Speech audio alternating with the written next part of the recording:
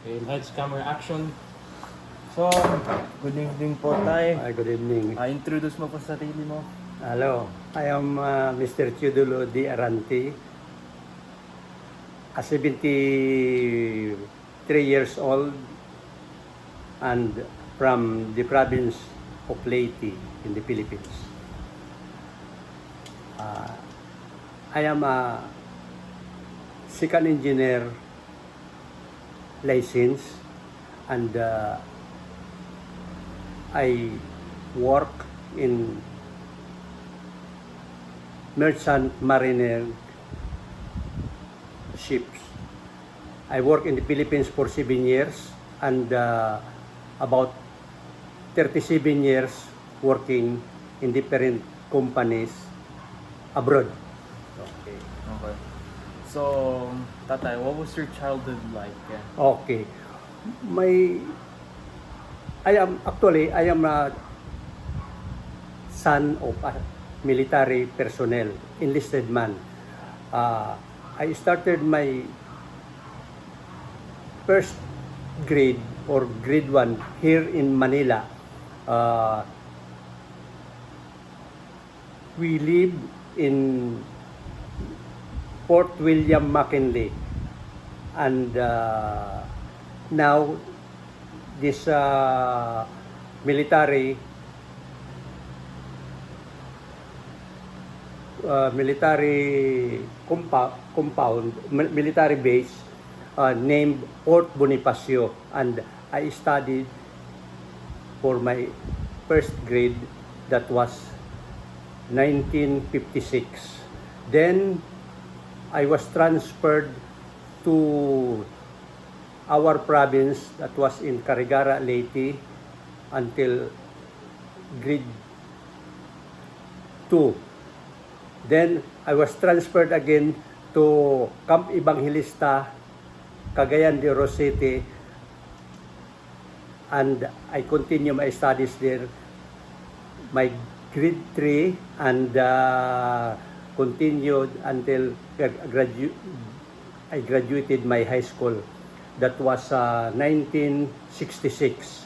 Then I proceed my college in Cebu City for 1 year. Then I stopped and I work in a company in Cebu named Ehos D.F. Iscanio as a apprentice engineer for 1 year and a half. Then I was promoted as an oiler until 1960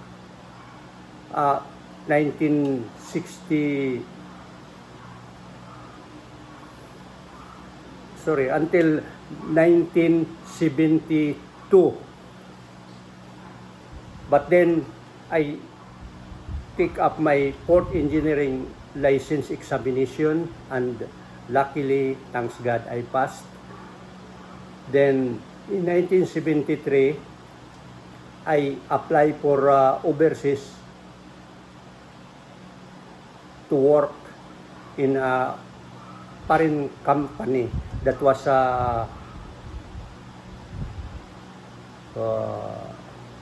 name of the company is Marcona Carriers Limited, in which our main office in New York. Then after 2 years, I worked there for 2 years, which I acquired the position of wiper, then promoted to oiler after 2 months, then promoted again to pumpman after 6 months, then promoted again to port engineer. Then I renewed my contract for another year, so that's why I worked for 2 years in that company. Then after my contract ended, I went home for a vacation, and then that was 1975. Then I, after during my vacation, I review and take up again another board examination for third engineer. And luckily, I passed that board exam. Then, in 1976, I reapply again for overseas job, and this company named Nishio Shipping Company of Japan. Okay. As a port marine engineer. Then, after 8 months, our third engineer pays off.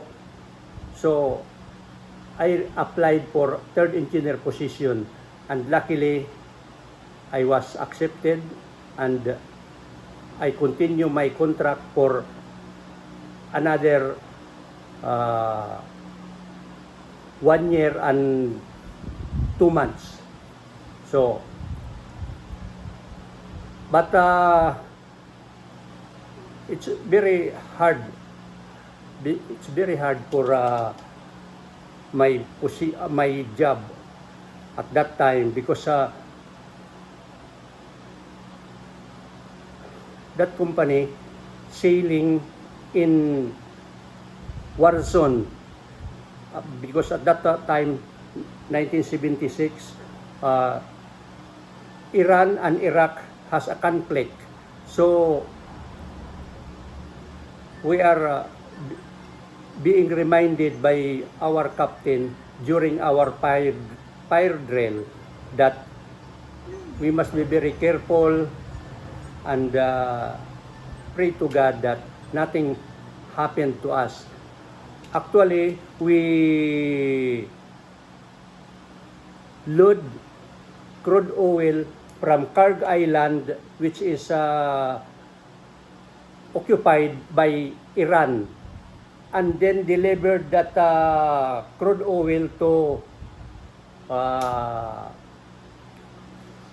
another country.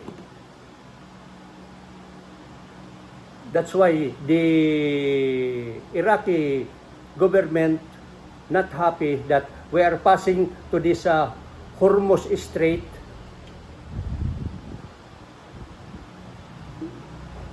without consent from the Iraqi government.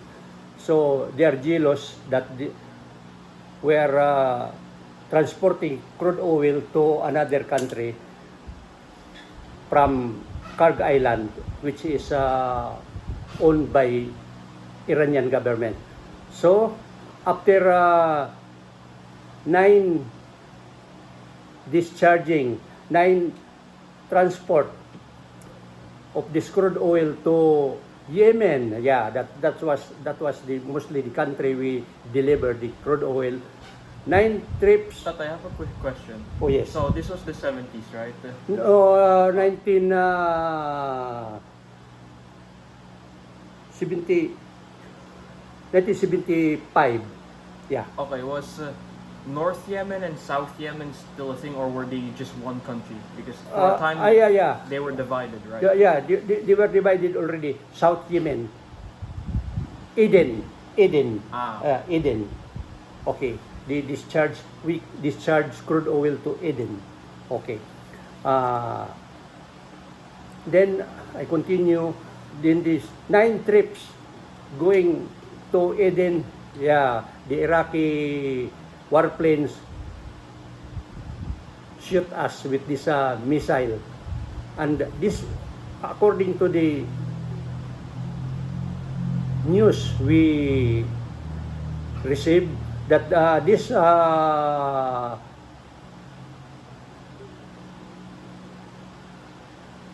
missile was heat-seeking missile. So mostly the hot place where it came from, that was the place where the target goes on. So we are hit in the engine room, side of the ship, in the engine room, and Was there anybody in the engine room at the time? at the policy, the protocol of the company during going inside the cargo island, nobody inside the engine room. Okay. It must be bucketed. Only when in case inspection of fuel tank level, water level, or any very important for the engine plant. Then after that, few minutes you must be bucket. We must bucket the engine room. So Bucket like water? no. We must leave the engine room. Oh. Yeah. We must leave the engine room to avoid harm to the engine personnel when in case the missile hit the ship. So at that time, I was that was early in the morning, and I was in my cabin. Sleeping or Sleeping because my watch, my duty 12 to 4. So 12 to 4. To 4 a.m. Yeah, 12 to 4 a.m., 12 to 4 p.m. At that time, we were hit about 5 o'clock in the morning. So suddenly I was awakened, and when I checked the engine room, already blacked out, and no power, no nothing, and the ship immobilized already. No nothing. So, and then burn. It was burning. So Fire. yeah, fire, because the tanker and the Had a lot of crude oil. yeah, the fire spread very quickly, and at that time were abandoned. The master of the ship sounded the abandoned ship. So So how did you guys abandon the ship? Did you have like emergency boats? oh yeah, there was already tugboat Tugboat. pitch us by the use of this pilot ladder. Emergency, quick, pilot ladder. So luckily nobody was harmed, and That was good. okay. At that time we stay in hotel in Iran. That this hotel in Basra, which was the place where the ships being towed and keep it there. Those ships was being hit, really damaged. Okay. After 5 days in the hotel, our passport, our travel documents was ready, and we travel from Basra to another side of Iran. Then there we take a boat going to Dubai. Dubai. Okay. United Arab Emirates. Oh, yeah, Dubai. We stay in Dubai for another 5 days and waited for our repatriation to the Philippines. But at that time, while we are staying in the hotel, the company sent us message that another ship, which was the sister ship of our the ship which was hit, or the ship was being abandoned. That was the name of the previous ship, was named Lady T. Lady T. Oh, that was the ship which I was working, Lady T, and hit by this missile. Then that was being left behind in Basra, Iran. Then we waited to Dubai for another 5 days, and before we traveled to the Philippines, we received news that if ever possible, we will relieve the ship which going to Carg Island again, because the crew don't like, some of the crew don't like to go with the ship going to the Carg Island for loading of crude oil. So, because of we are diehard to the company, we agree some position which is required by the company, okay, and I'm the one agree that because I want a job. So at that time, okay, agree, we sail before noon time, okay. Then the following day, which the entrance going to Carg Island, that was noon time, almost noon time, following day noon time. Oh my God, another missile hit us. Oh, Were there still survivors? yeah, very lucky I Oh. survived. But as I look the damage, wow, this engine of the ship, before we sail, we survey down below, and it was a 9 cylinders diesel engine, and I remember there was a drum in the middle of the engine standing. When the missile hit this the engine room, wow, the drum flown very far, and all of the elevator doors from the bridge going to engine room smashed. Oh God. So, did you find out who shot the missile? Fighter plane. Iraqi fighter plane. Oh. Again, yeah. And this time, very lucky again, because the missile, although it was a heat-seeking, it was trapped.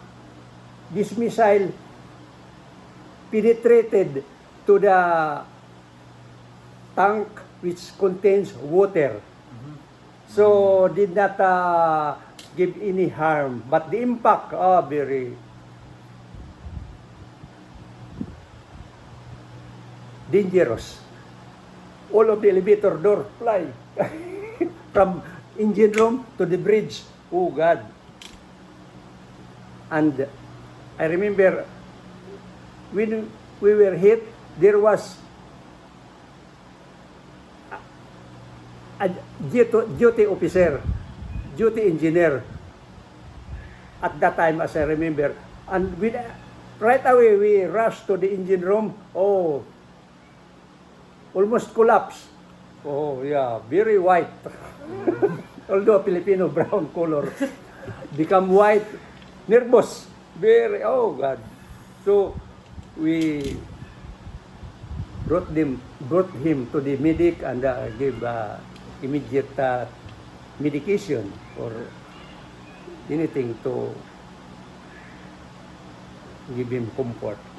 Okay. So, but that time,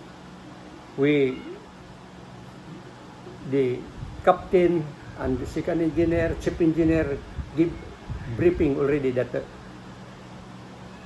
all of us decided to go home. So, because of that, maybe next time we will not survive anymore. So, that's the experience I have in Iran-Iraq War. That was 1970. That was 1975.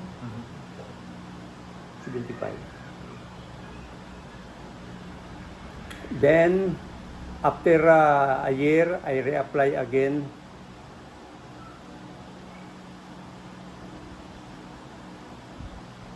The next company which I as I remember, this Zim Israel Navigation. I worked there for 2 years. Oh, 2 years. Then, good salary. But we are being relieved by the Indian National because they have a cheaper salary. Okay. That was 1980 until 1982. 1983, I reapply again. This time, the name of the company is SBM, Single Buoy Moorings Incorporated. Is Mooring, SBM, Single Buoy Moorings Incorporated. This was owned by Europeans company, but the management being handled by British. British. The business of this company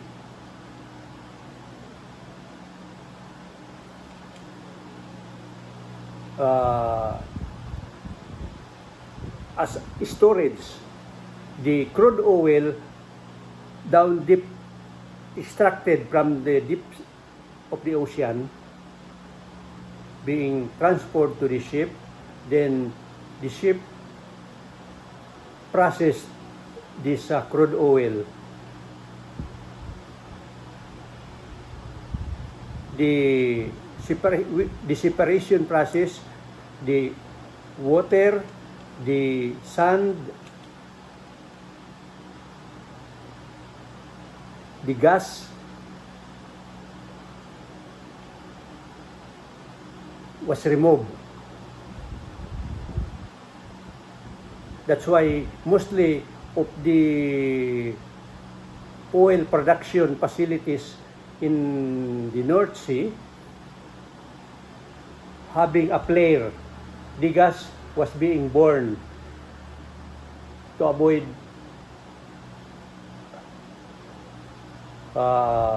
poison to the atmosphere.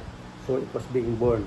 But the company decided to extract some gas and feed to the boiler. The boiler, which generate steam, uses this steam as fuel for the steam turbine engine for generation and some utilities required for the ship.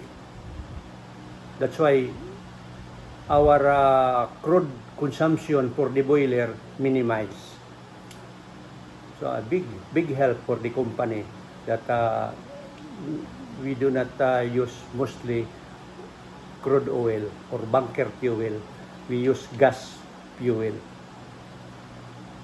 And I work for this company in different countries like Nigeria,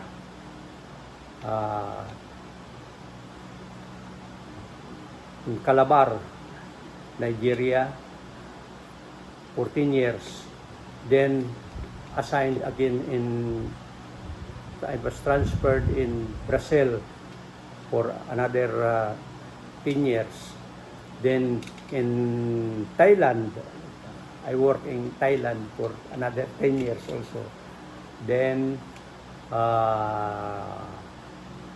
the last of my job is in Africa. I worked there for another 5 years. Do you remember the last one, which country it was? Or The country is in, I forgot this place.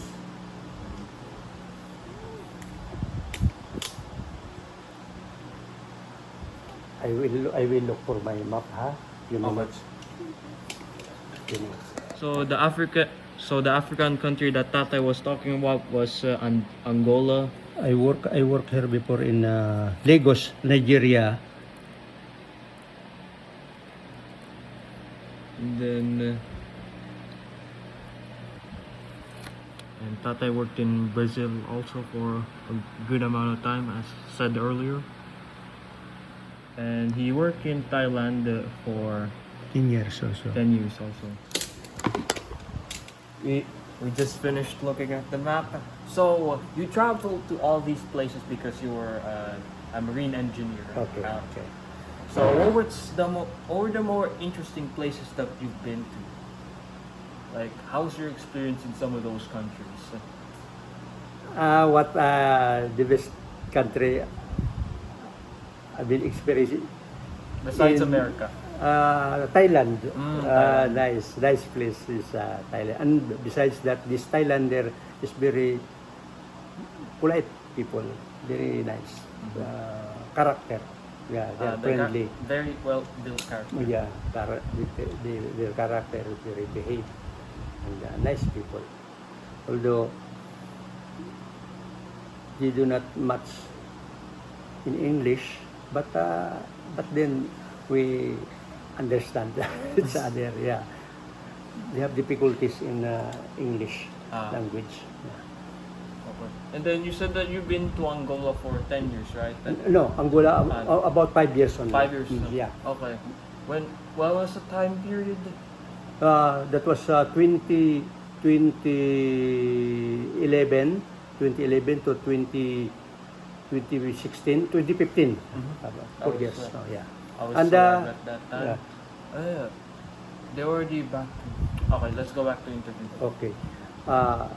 In Angola, they were Portuguese speaking people. Oh yeah, Yeah. I Portuguese. remember they gained independence from Portugal Yeah. because they want independence Yeah. like a lot of countries in Africa. But then this was during the Cold War. You were Yeah. alive at that time. Yeah, we are so not yet there. Yeah, in Angola. yeah, that was. I know this was like way before you went there. Sorry. I know this was way before you Yeah, worked there, but I remember hearing about the Angolan civil war between the MPLA and the UNITA. UNITA is like the yeah. UNITA is like the nationalist group, and then the MPLA was the socialist group. Yeah. And they were both sides were backed up by respectively American and the Soviet Union at the time. Civil war was pretty brutal, as most civil wars do. They were communist for a while, but they somehow turned back into capitalists. This was just a short tangent. Yeah. Let's go back to yours. Yeah, these Angolan people, nice people, and although they have also difficulties speaking in English, but I can speak. I know I know how to speak also Spanish, although Portuguese and Spanish has not much difference. So they talk to me Portuguese. I answer to them Spanish, and they adjust so that we will understand each other. Language. Yeah. Oh. I cannot talk. I don't much in Portuguese, but Spanish I can talk a bit because I have one semester Spanish subject in our school. Yeah. So that's why anywhere, even in Brazil, Oh yes, because they are all their neighbors are Spanish. Yeah. No, they are Portuguese, Portuguese, yeah. Spanish, Portuguese, Portuguese speaking, country. yeah. But all But- their neighbors are Spanish. Spanish, yeah. So even in Brazilian, I talk to them in Spanish language, but at least we understand each other. Okay, that's good. Yeah. No, And, because they talk Portuguese, and I replied in Spanish, and at least they are, because they are hard up also in English.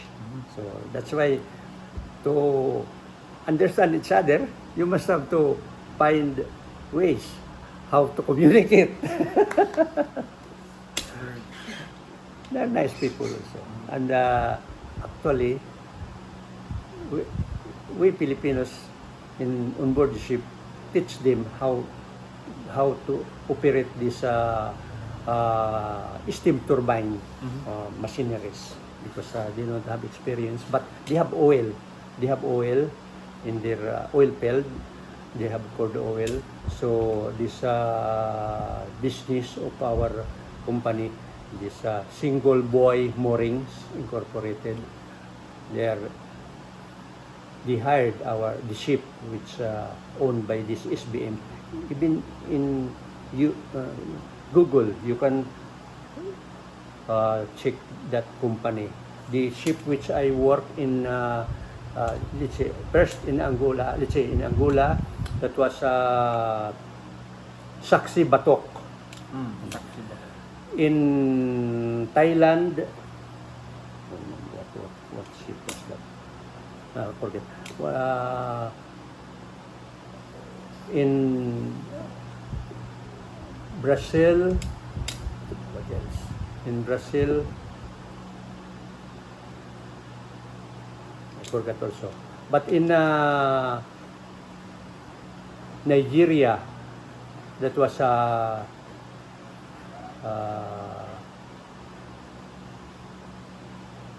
EPSO 6.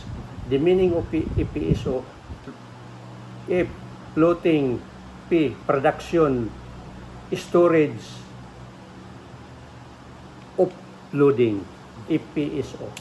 FPSO. EPSO. F, floating, production, storage, and uploading, EPSO 6. In, I forgot in Thailand, another ship in Thailand also. But this ship very big. The gross tonnage about this Saksi Batok in Angola, about 260,000 gross tonnage. 260,000, very big.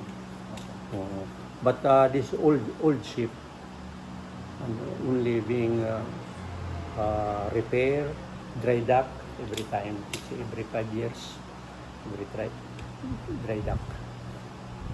So, what made you become marine engineer in the first place?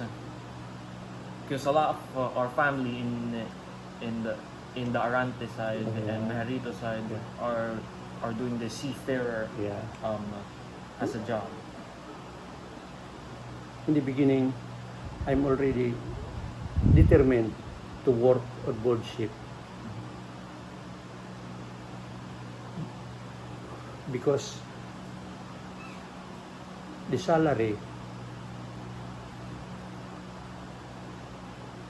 we receive in the locally employed is not much to sustain the becoming bigger family. So I must have to look for bigger income to help relatives, to let them go to school, or to be sustainable in the coming years. Because if just stay in one place, very difficult. The life is very difficult, so must have to work abroad.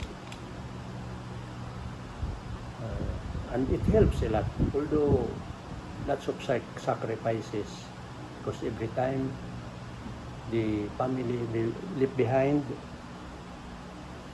to work abroad. That's it. That's why the reason I encourage my children to work abroad, because by doing so,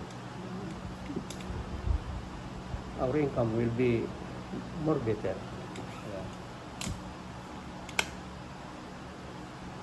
So, one more odd question. How long has the Arante family lived in this household? About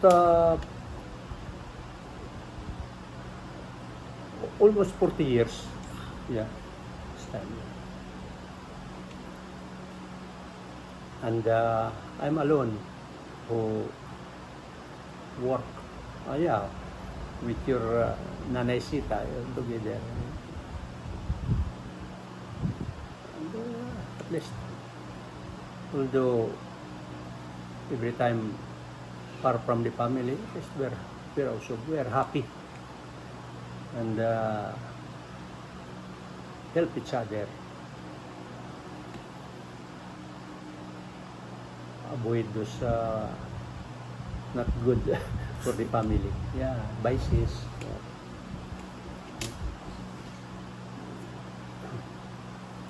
And besides that, God-fearing.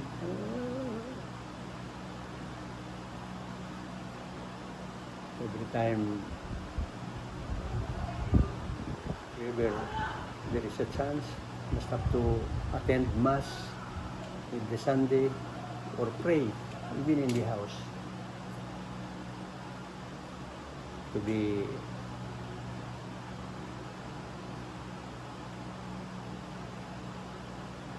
safe and productive in life.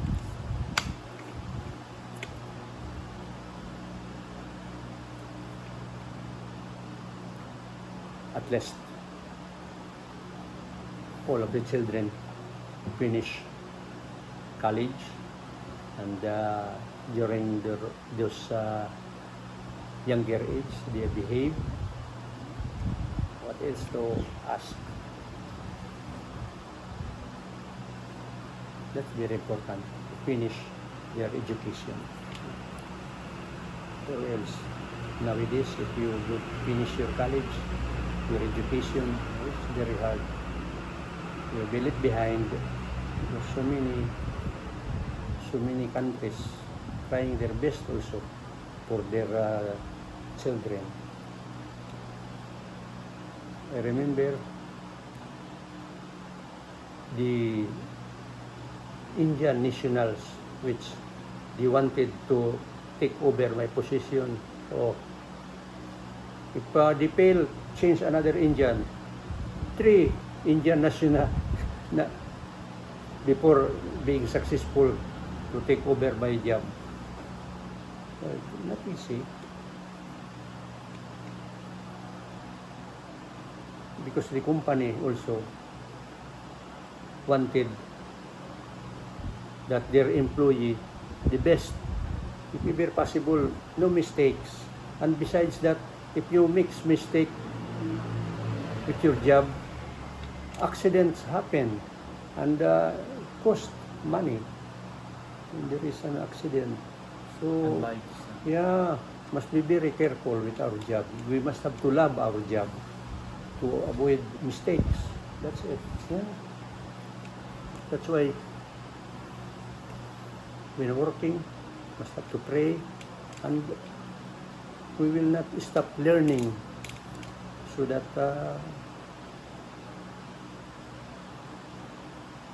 to avoid mistakes. Honestly, our job, besides these machineries, we analyze water, its job, because the boiler we use to produce steam, we must see to it that the chloride contents of the water used by the boiler must be less than 16 ppm salt. Chloride, the chloride contents of the boiler water we use to produce steam, less than 16 ppm. More than 16 parts per million. ppm, parts per million. More than 16 ppm must have to blow down. Blow down, because that's already salt. the acceptable chloride of boiler water 6 ppm. Okay. So if it's like above 16, what does Uh, it do? Does it like break down? Does it Yeah, rust? there must be a possibility, but that if we tolerate that salt content parts per million more than 16 ppm, there must become worse problem, because there might be crack, there might be hole of the boiler tubes and shutdown. So we cannot work because no power. Yeah, that's it. Even the production side, they needs electricity, they need power, because in the production side,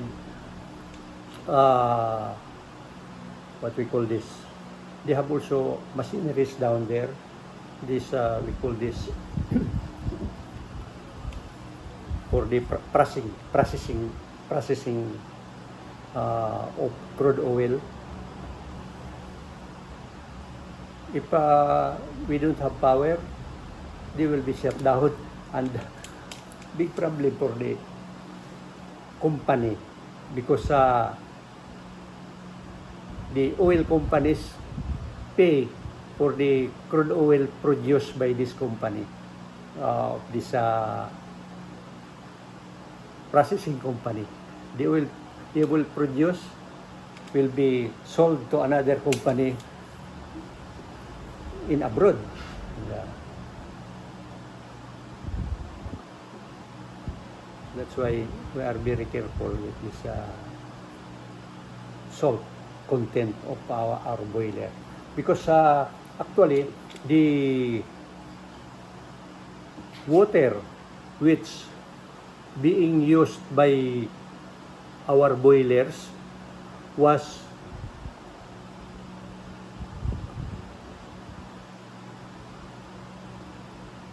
seawater being produced by the evaporator or distilling plant. Seawater, it was being produced by evaporator.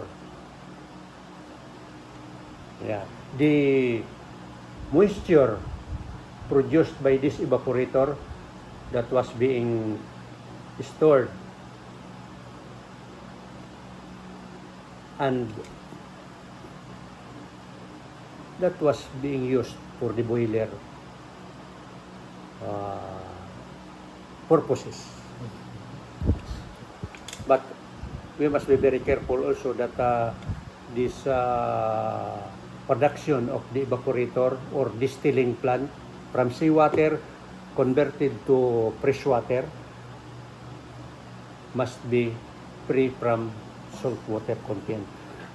But before this implementation of bottled water, as they said, mineral water, we used to drink this evaporator production of this from seawater converted to we call this distilled water. We drink that one before the company buy that bottled water. Then the laws for the health was very strict, so that's why the company forced to buy this bottled water, this mineral water, for our consumption. But before, we don't have this bottled water. We drink from this production of evaporator. Seawater produced by the evaporator as distilled water. Yeah.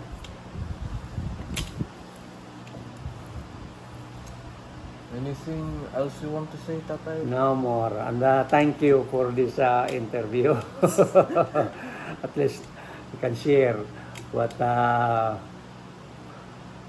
experience I got during how many years sailing. Nice. Thank you for participating, Tatay.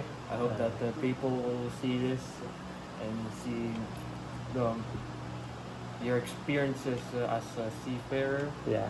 and Thank you. for people to be enlightened. So Yeah. thank you for Welcome. once again, Tatay. Thank you for the interview. Welcome. Can I get a hug? Thanks. You're welcome. Magpapabaya ka sa trabaho. Na-extinguish na nito na-extinguish namin yung fire. Okay. Okay, yun, lakas na. Wait, so nag-start kasi galing kasi contamination. Ay, nag-start yun dahil lang sa tulo ng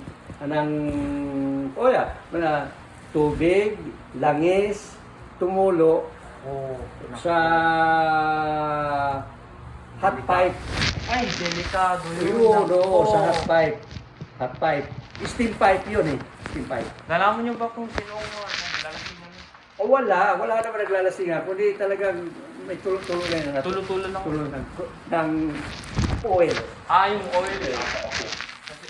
Okay, ganit sabi, na-extinguish namin yun. Pero sa barko, meron kami tinatawag na safety officer.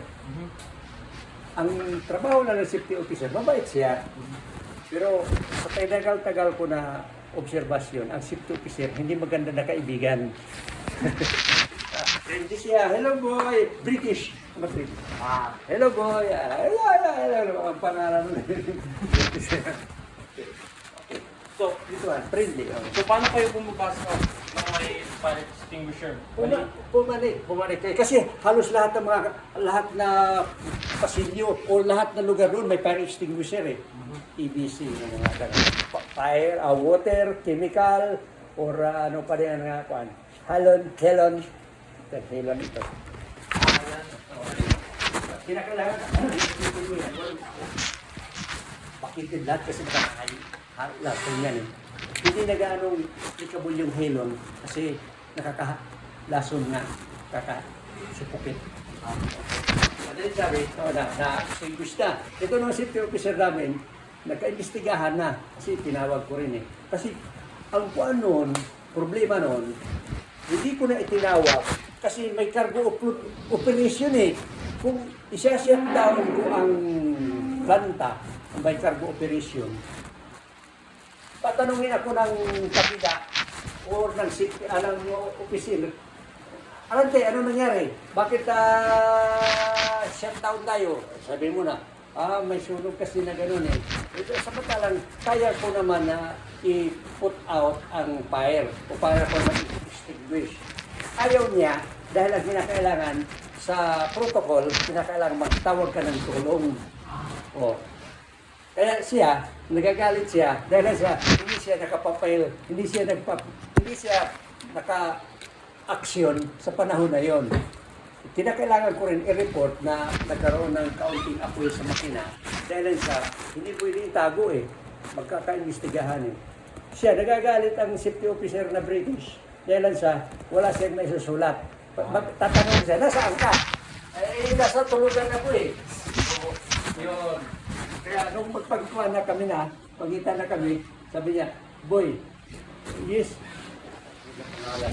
British na yun. Ang apelyido, Kennedy. Peter Kennedy. Yes, boy. Yes, Peter. I heard there was a fire last night in the engine room. Why did you not call me? Peter, I did not call you because I don't like to disturb you. Fucking hell. You are disturb, that's my job. Yeah.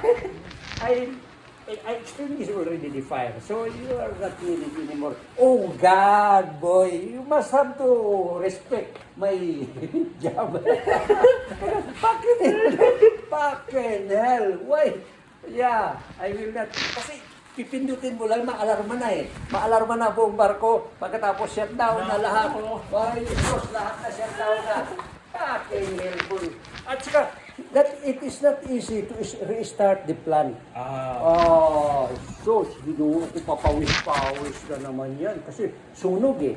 Tapos, sa shutdown mo lahat, pati ka cargo operation, discharging, pag isisimula na naman, naku, pawis na naman, Ginoo ko talaga. Sa makina, ang temperature natin dito, mag 33 degrees centigrade tayo. Ang init. Oh, mainit na. Sa makina, 47. Oh, God.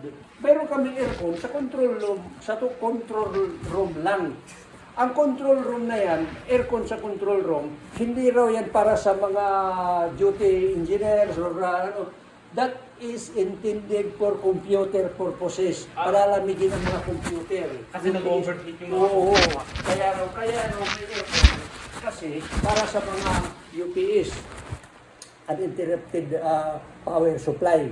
Oh, mga computer, mga ano-ano dyan ng mga gadgets. Yan, yun. Hindi pala para sa amin ng mga gwardiya. Yun. Kasi sa labas, 47 eh. Sa labas lang, hindi naman aircon sa labas. Blower, may blower. Pero mainit talaga. Sus, Ginoo ko. Eh, ang mga oiler, nagre-record, kikita eh, kung ilang temperature sa engine room eh. Pero sa control room, yan dyan, 24, 23, kasi may aircon niya. Kaya malamig. Eh, sa labas, 40 sus, Ginoo ko. Hindi ka matapat sa blower, pawis ka. Kaya sa 12 hours ko nagwardya, pag makalabas, 4 na bisis ako nagpapalit ng coverall. Coverall?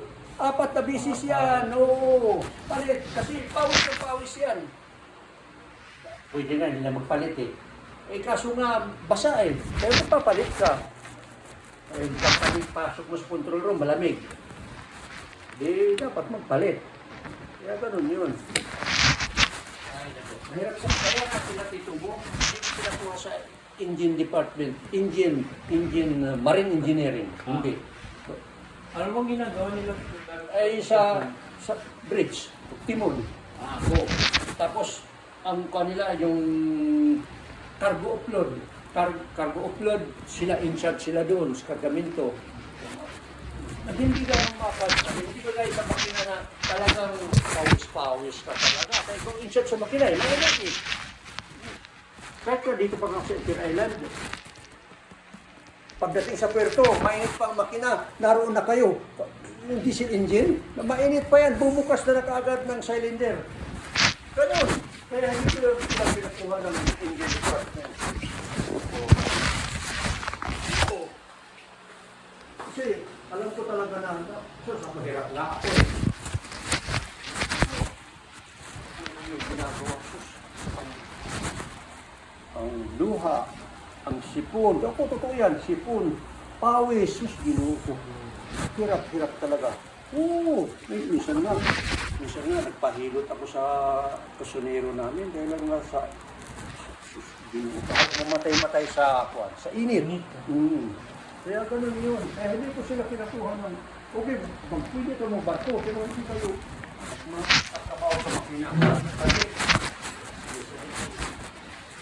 pero dito, Jim mo, sinisisi pa ako eh. Tatay na, paano? Wala siyang alam sa trabaho. Nagawa eh. Sinisisi ako. Tatay naman, hindi ako pinakuha sa engine department eh. Kasi sa engine department, pwede kang magkalikalikot, alam mo, gamitin yung mga gamit. Eh siya, hindi siya alam. Ay. Totoo yan. Galit ko. Isa naman.